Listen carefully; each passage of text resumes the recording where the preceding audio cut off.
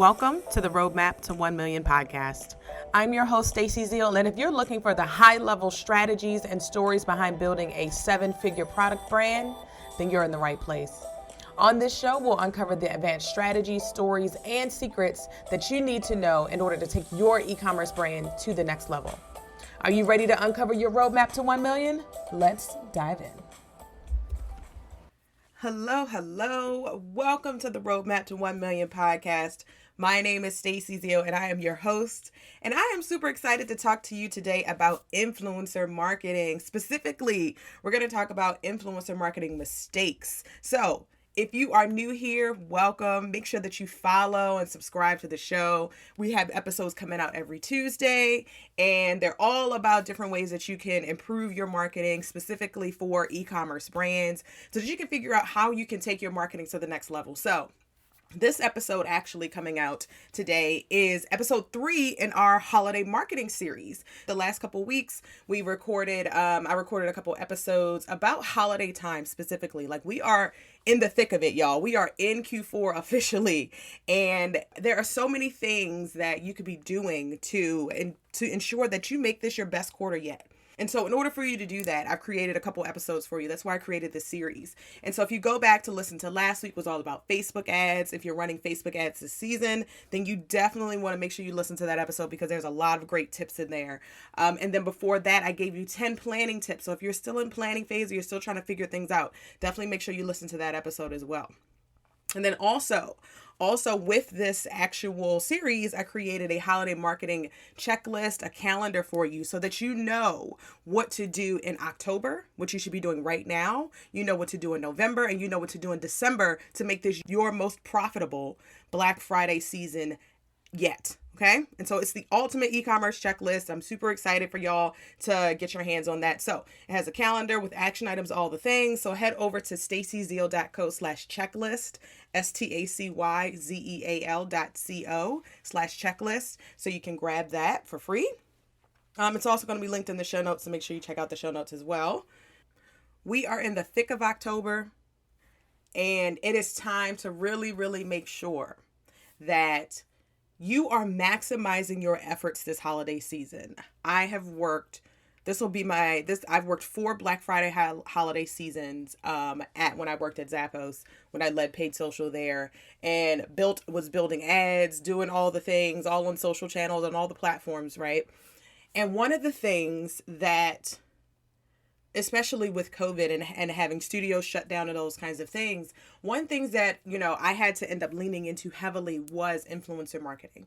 And because influencers were able to shoot content, without actually being in the studio. And also that was around the time when when influencer marketing was on the rise, right? So we were really tapping into, like, UGC had its moment, or user generated content had its moment of really kind of getting free content, but then that kind of morphed into influencer marketing.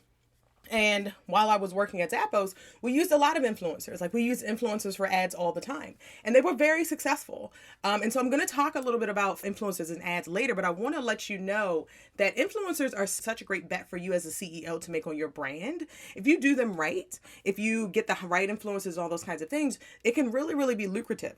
And so specifically for holiday, because we're in holiday time, let's talk about, influencers really know how to build an audience, but also they know how to move them to action. That's the difference between, influencers and, kind of content creators, or people who are just creating user-generated or brands that are just relying on user-generated content. Influencers know how to build a movement. And in this year, in 2022, it is not enough to build a community around your product, around your brand. It's not enough to build a community. It's not enough to say, oh, I have people who love my products, who sing my praises. That's not enough. You need to mobilize them. You need to get them to actually build a movement around your product or around your brand, so that you can have people who are spreading the word about your brand when you're not. People who are, actually showcasing your brands to different types of audiences or in different unique kind of ways.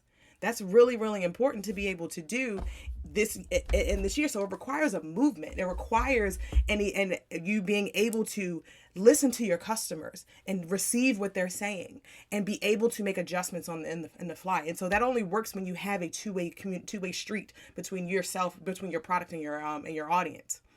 All right, here's an example. So think about Fenty Beauty. I love Fenty Beauty. If you follow me on Instagram, you know that I'm always showcasing my Fenty products. I love makeup, and Fenty is my favorite brand. But here's the thing about Fenty. Fenty Beauty not only has an amazing community, but they also built a community that moves and sells their products for them. And what does that mean? That means that you have YouTubers who create content about Fenty. You have customers who create content about Fenty. You have influencers. And how did they do this? How did they do this? Because they make their product relatable. They make their product not even just relatable, I would even say, is that it's one, having an amazing product is the foundation, right? But so we're not talking about that. But what I'm talking about is they have mastered the ability to speak the language of their customer. And they do that. They do that with influencers. They do that with, being very relatable to Rihanna and having her be the face of her brand and still speaking to her people. Right. And so they have a community of people that are selling their products for them. So they don't have to be the brand itself does not have to be the voice, or does not have to be the vehicle to sell the product. The people sell the product. When anybody asks me, I used to be a makeup artist back in the day. If you don't know a lot about my story, but I used to be a makeup artist back in the day. And when people would ask me for recommendations, I would always recommend Fenty, because I used it. Or even to this day, when people ask me like, oh, what foundation do you use? People always compliment me on my foundation, all the things. But I'm like, I use Fenty. And so they've had the ability to use their customers to sell their products for them. So they don't have to do that. And if in this day, I looked up some stats according to Digital Marketing Institute, 49% of consumers depend on influencer recommendations. 40% had purchased after they had purchased a product after they had seen it on YouTube or Instagram or Twitter. And so influencer marketing is definitely a great way for you to start to use the voice of other people who have built audiences, who have built brands themselves. And so they become the vehicle for your message. And they pull their audience in because their audience is already engaged with what they have to say. Their audience really already trusts their recommendations. And so as the brand, instead of you being the one who is speaking your brand, or your CEO, you as the CEO being the face of your brand, right? You don't have to be the face of your brand. You really just need to start to figure out how you can tap into people who have audiences and get them to be the vehicle for your brand, get them to be the voice of your brand.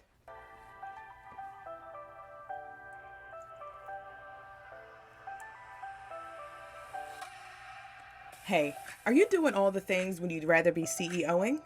What if instead of doing all the things like figuring out the marketing strategy and leading the team, you could free up your time to focus on other areas of your business that really need your attention? That's possible when you work with my team at Stacey Zeal & Co. We are strategic marketing partners for e-commerce brands that want to take their sales and impact to the next level. Ready to stop playing small and do what it takes to become a big-ass impactful brand? Head over to roadmapto1million.com to book a call with me. Don't wait. Now. Right now is your time. Head over to roadmapto1million.com to book a call with me. I look forward to helping you get to your next level.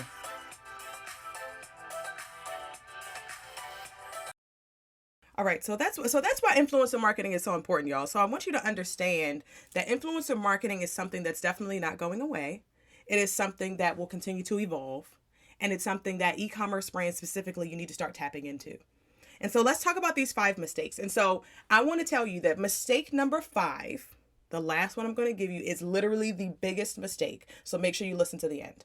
Okay. So I'm going to go through these 5 mistakes and I'm going to tell you what they are and how to avoid making them or what you should do instead. Mistake number 1. Mistake number 1 is hiring the wrong influencers. A lot of brands think, or a lot of people think, that a high follower count means good content. And there's some truth to that, right? There's some truth to that. When you're at a certain level and you're able to spend money for good influencers, there's a certain level of saying like, yes, they do create good quality content. But here's the thing. Let me give you an example. So Kim Kardashian has super high follower count, probably one of the highest paid influencers, out right now, right? And she creates great content. You look at the quality of her content; it's great. It's great quality content, shot well. There's typically some kind of message in there or whatever, right? And so she's very good at being able to move product. But here's the thing. But does she create content that resonates with your customer or your potential customer? And see, that's the thing. That's where we need to start. A lot of brands, you want to start with the influencer and their follower count. But really, you need to start with your customer and ask yourself, in addition to creating good content, does this influencer create content that resonates with my customers? And so this means that you need to know your customers intimately. And we're going to definitely talk about more as the podcast progresses about understanding who your customer is, because it's super, super important. It's very foundational in anything that you do in your marketing. It's understanding who you are talking to. And so when you understand who you're talking to and who your core customer is, or who the customer is that you're trying to capture, you want to ask yourself, does this influencer create content that resonates with them? Not do I like it, okay? Not do I, as the CEO, like it. It is based on my customer feedback and the things that my customers resonate with, and the things that I post on my social channels that my customers resonate with, and the things I send out in my emails, and and all the videos I post, based on the stuff that you post and the way that you've built your customers and the way that you started to intimately understand your customers. Based on that kind of information, does the influencer create content that resonates with them? So that's something that you want to keep in mind. The first place you start is always with, does the influencer create content for my people? Because ultimately you are trying to find more of your people. You're trying to, all these influencers have audiences that are made up of a variety of people, right? But really, it's not about capturing the entire audience of that influencer. It's really about figuring out who in that audience is your people are going to resonate with your product. Pull those people out. That's why it's not really about, that's why it's not about follower count. It's not about saying I have 1 million followers. It's about, is my audience really, and is my audience a part of this person's world? And do they make content that will pull them into my world? And because that goes into the second question that you want to ask yourself is their content actionable? The purpose of any content that you're putting out is to get your people to take some kind of action. So we want to take the action off the platform, right? So if you're posting content on Instagram, the goal is not to have the influencer just say, oh, this is cool, and this is a cool product, and then the person just keeps scrolling, right? Like, it's to get them to say, like, oh, yeah, that's a really cool product. Let me go follow that brand. Let me go and, buy a product. Whatever that is that you want them to do is to compel action. So there always needs to be calls to actions. There always needs to need to be clear on those things. And we're going to talk about a little bit more about getting good content and stuff like that next. But is it actionable? If you look at their content and say, oh my goodness, like, this really makes me want to go check out that product. This really makes me want to go and learn more about that brand. So ask yourself that question. The last question you're going to ask yourself is their audience engaged in their content? And so this is something that's going to take a little bit of figuring out. It takes a little bit of digging, to looking through some of their posts to see, like, are people actually responding? Are people actually engaged with the content? Are they commenting saying, like, oh my goodness, this was such a helpful tip? Are people actually, responding to this person? Are they sharing their content? Are they not just are they liking it, but are they actually engaging with it? Are they sharing it? Those are the kinds of things that you want. You want people to take action. So you want to make sure that the influencer that you're hiring is creating content that is not just cute and it's not just pretty. That's the baseline, right? That's the foundation for it to be nice, good content, right? But is it engaging? Does it pull people in? Does it make people want to do something? Does it, even if it's just to go follow the account, even if it's just to comment below, right? Are they actually compelling people to do something?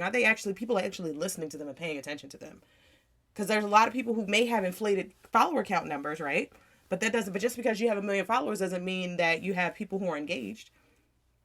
And so asking for their engagement rate. So like their engagement rate based on like how many followers they have out of how many post engagements they get. Look at that from like the last 7 days or the last 14 days or last month. What is that percentage? Is it good? Is it not good? Okay. That's how you determine engagement. Okay. Mistake number two. Mistake number two is not setting your influencers up to give you great content.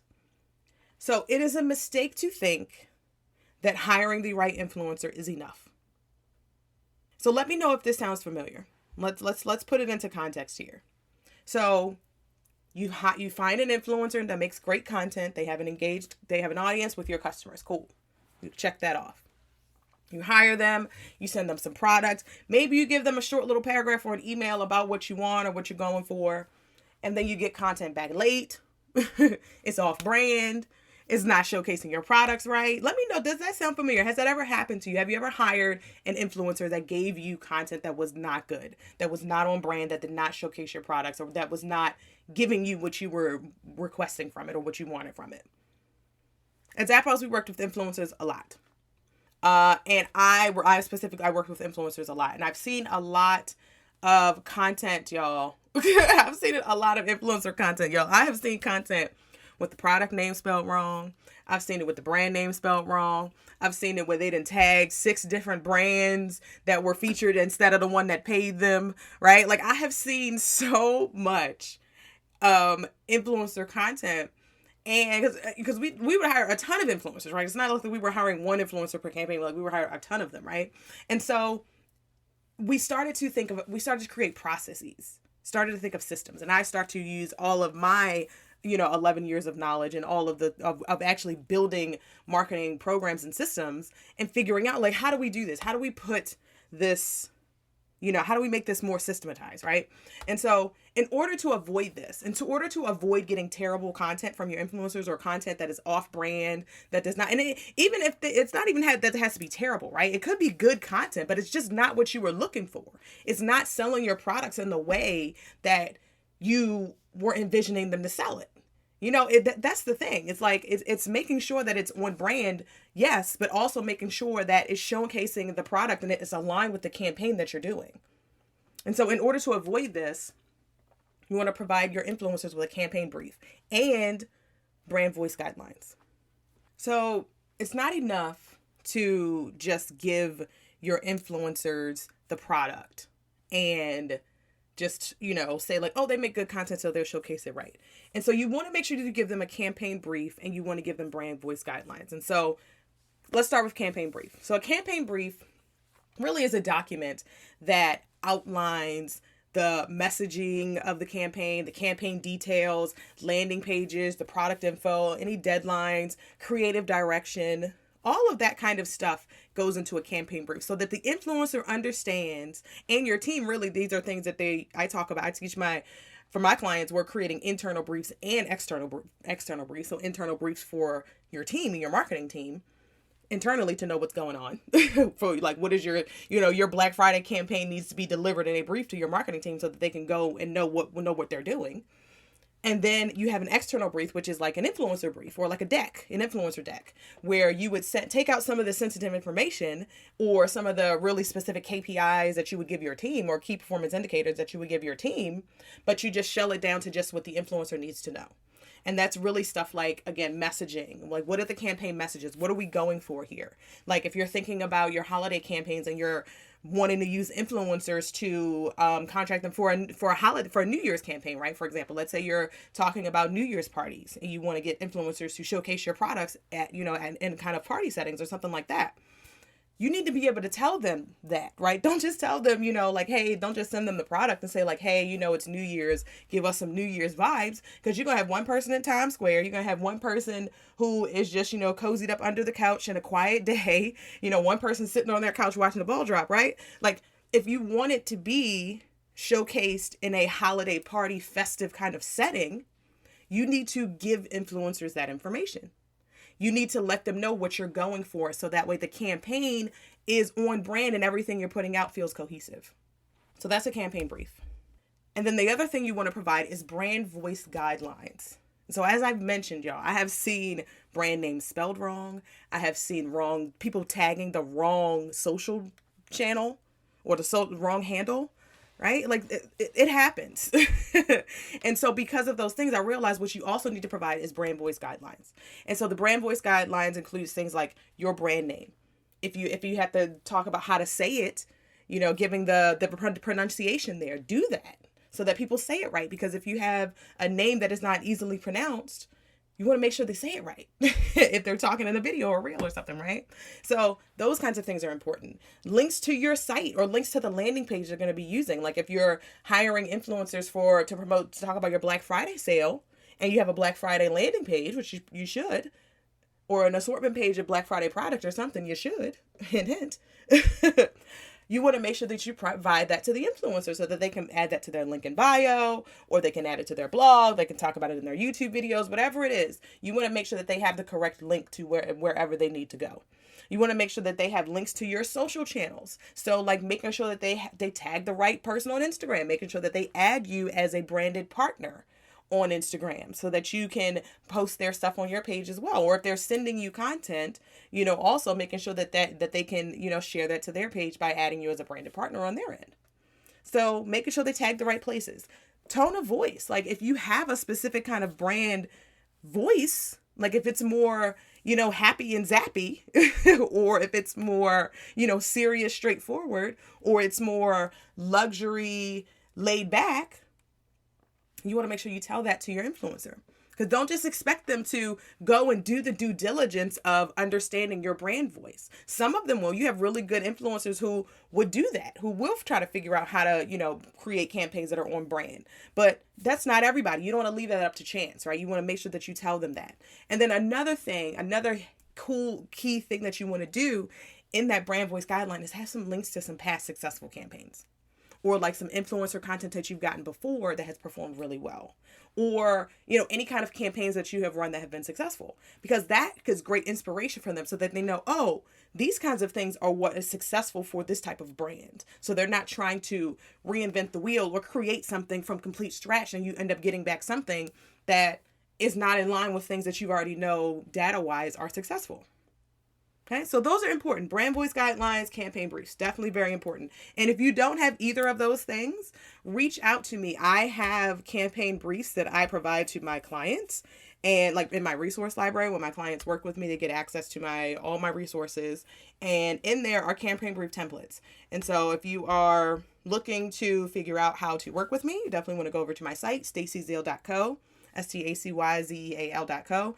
Figure out different ways to work with me. So that you can get access to some of these templates and stuff like that. Because again, these are for my clients only, but they're very important. So, and brand voice guidelines, I actually have someone who I really want to bring on the podcast to talk about brand voice guidelines. So I think I'm going to do that. Send me a DM on Instagram. Send me brand voice guidelines on Instagram. DM me that if you really, really want me to prioritize getting that out ASAP. Mistake number 3. Mistake number 3 is being too controlling. And so I know we just talked about brand voice guidelines, right? We just talked about making sure that we're providing our influencers with guidelines and campaign briefs so that they understand what we're trying to create and what we have going on. But there's also a side of that where we can be too controlling as the brand. So I get it. As a CEO, we are protective of our baby, right? We want to make sure that our product is showcased in the best light. We want to make sure that, that everything is correct and on brand. And we think we need to be so strict in order to do that. So I get it. I understand that. But the thing is, we forget the reason. When we do that, we forget the reason that we hired influencers in the first place. And the reason that we hire influencers in the first place is because they are able to create good content that moves people. They know how to build an audience. They know how to move people to do stuff, to take recommendations, to listen to them. They know how to do that. They've done that. And so knowing that they can do that and they've done that, we need to let them create. We need to give them guidelines or guardrails. Rather will be a great analogy for that. Give them guardrails, but let them create. Let them be the creator. Let them showcase your product in a way that you never even thought to showcase your product.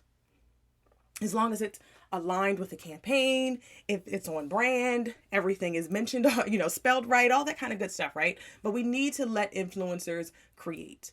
We need to let them use their creativity, because at the end of the day, they do want to make sure that they are growing and keeping their audience engaged. The good ones, right? They want to make sure that they're growing an audience. They want to make sure that they're creating an engaged audience. So, and because they want to do that, they want to make sure that the content that they put out is good and very, not even just good, but specific to their audience and actionable to their audience, so that they can keep growing and building.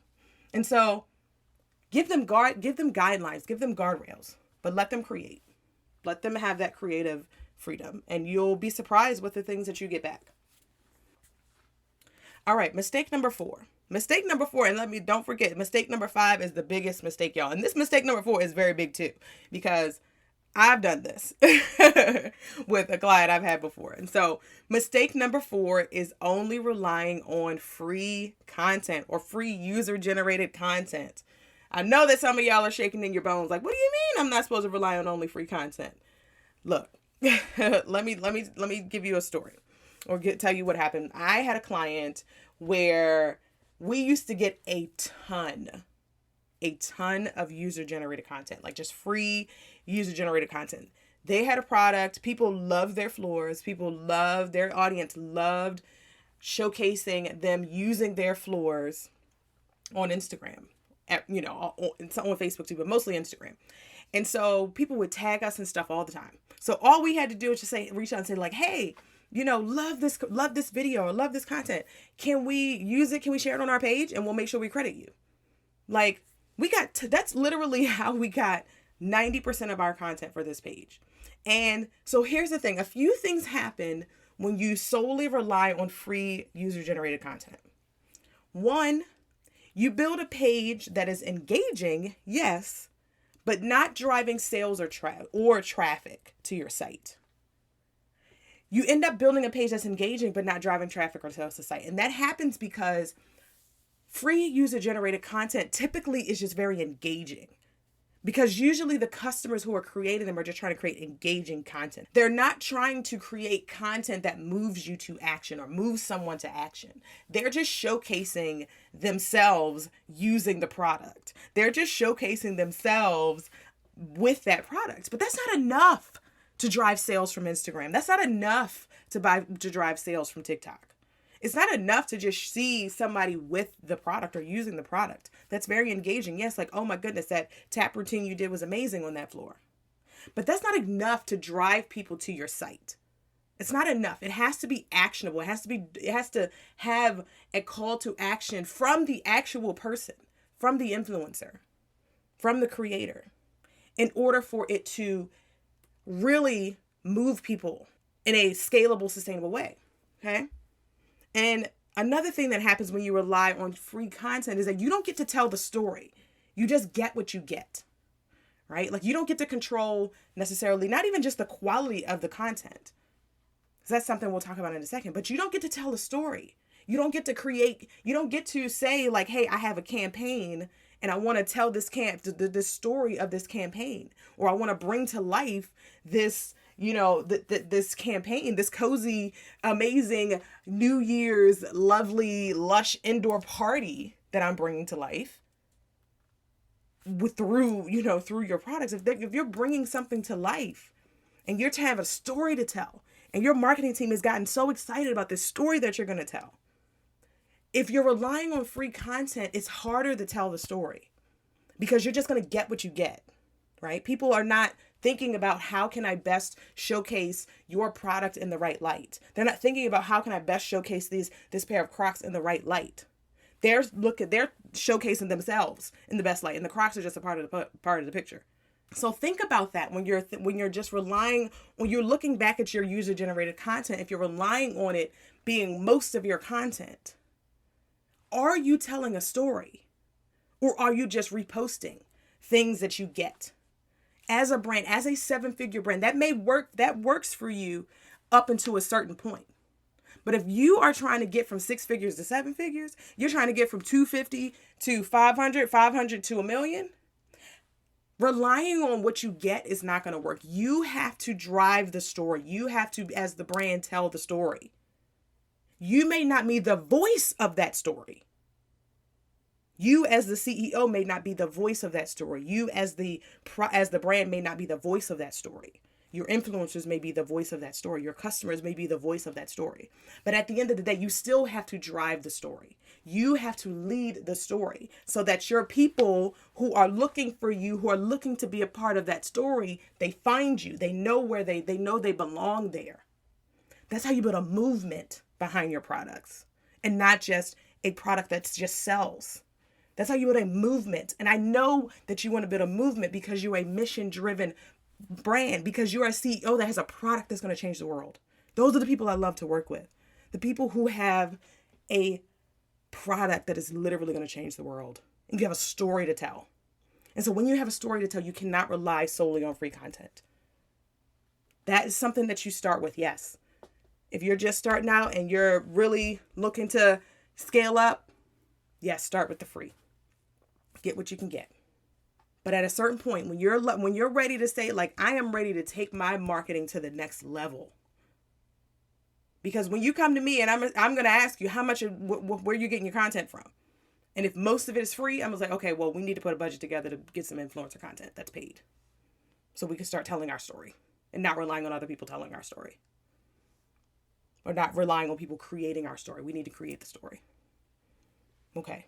So you want to make sure that you're mixing your user-generated content, your free content with paid influencer content. So don't rely just solely on free content.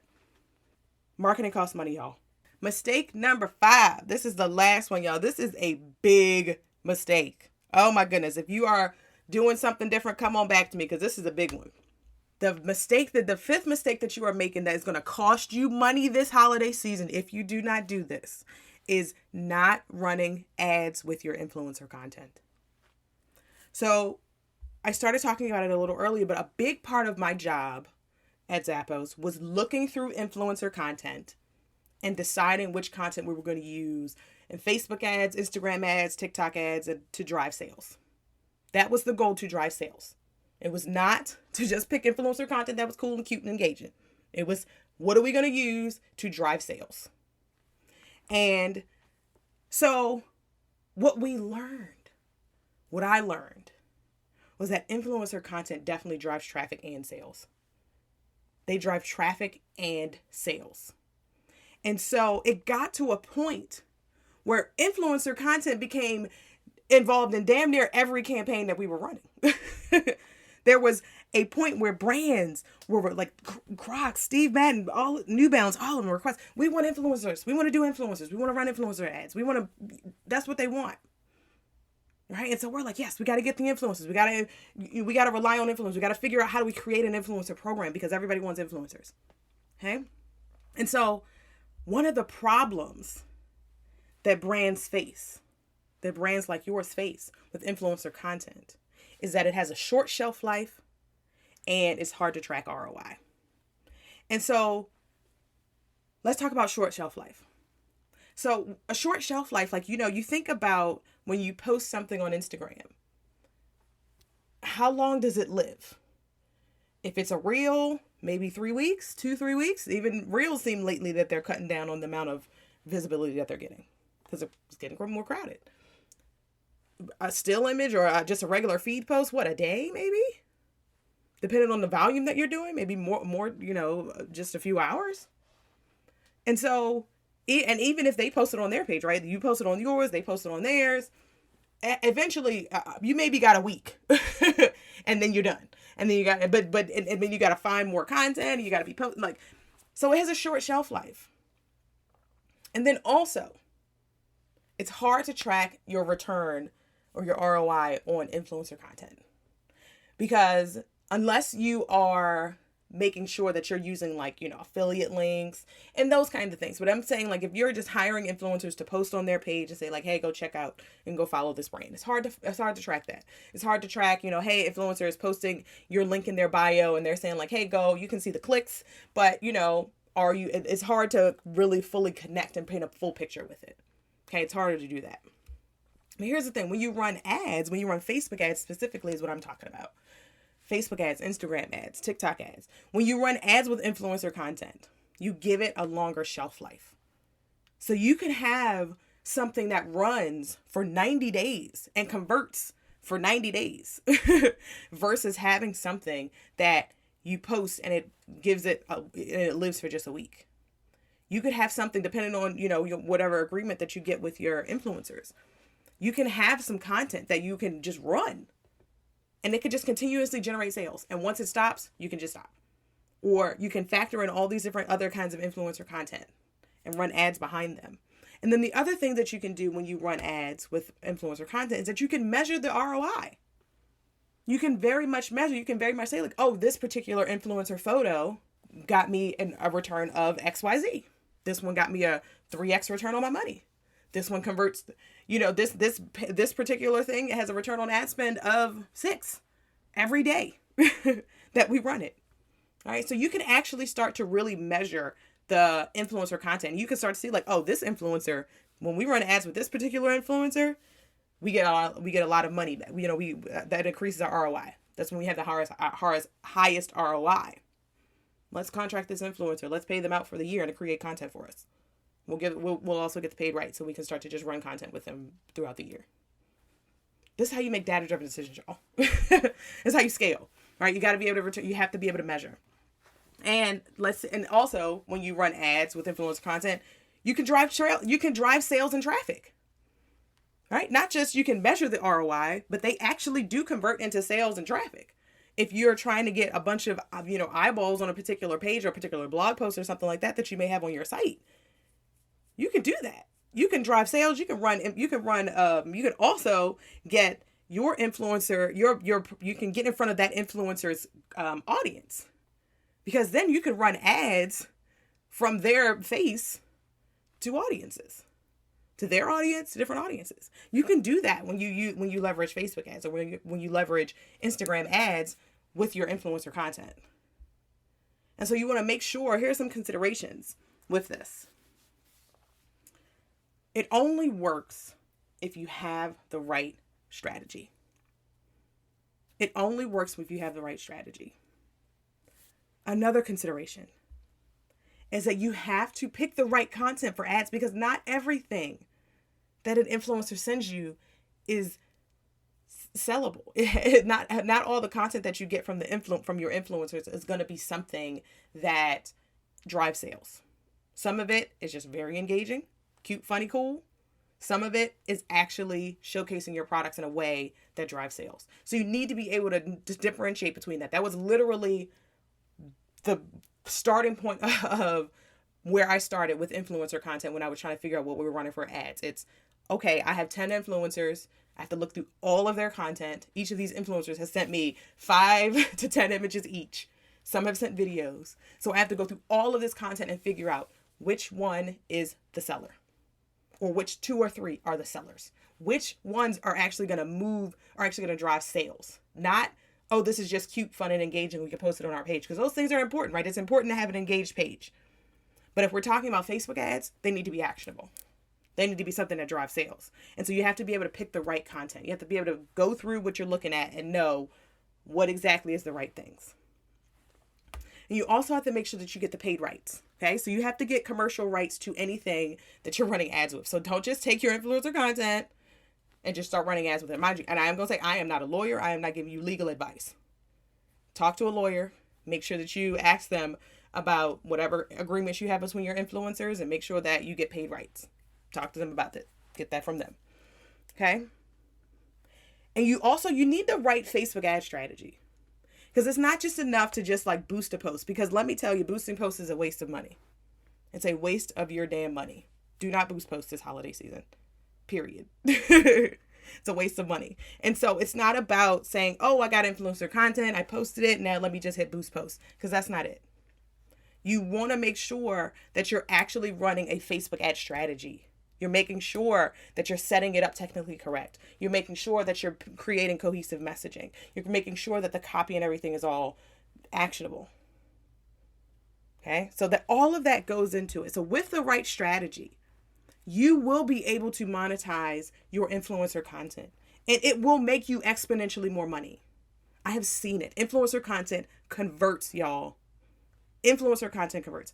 And so if you don't want to leave any money on the table this holiday season, and you want to make the most money possible, You need a Facebook ad strategy that tells you exactly what to do and how to get there. And so in one day, you and I will work together and we will outline your Facebook ad strategy customized based on your business.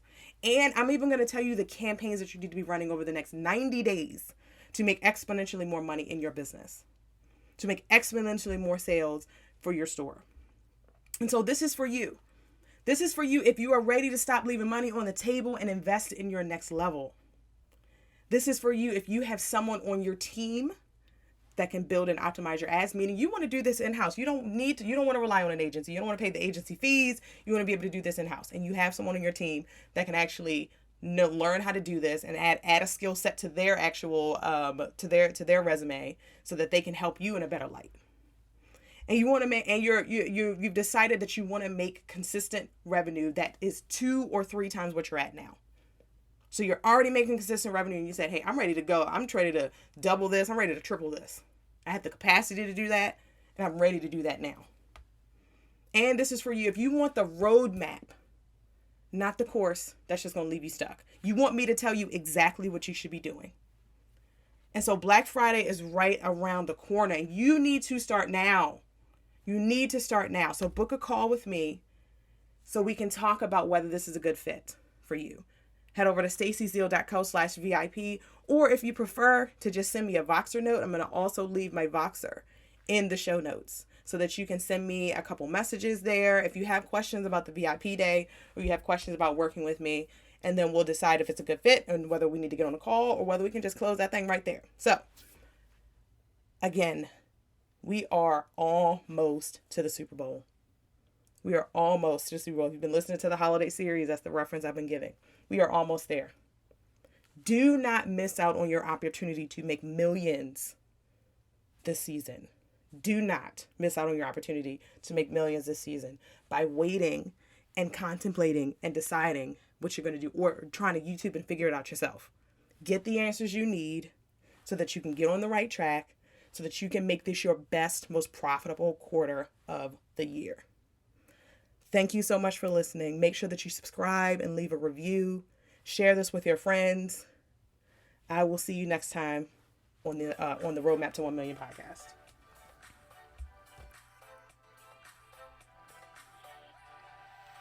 Thank you so much for listening to the Roadmap to 1 Million podcast. I just know you got a nugget or two from that episode that will take your brand to the next level if you take action.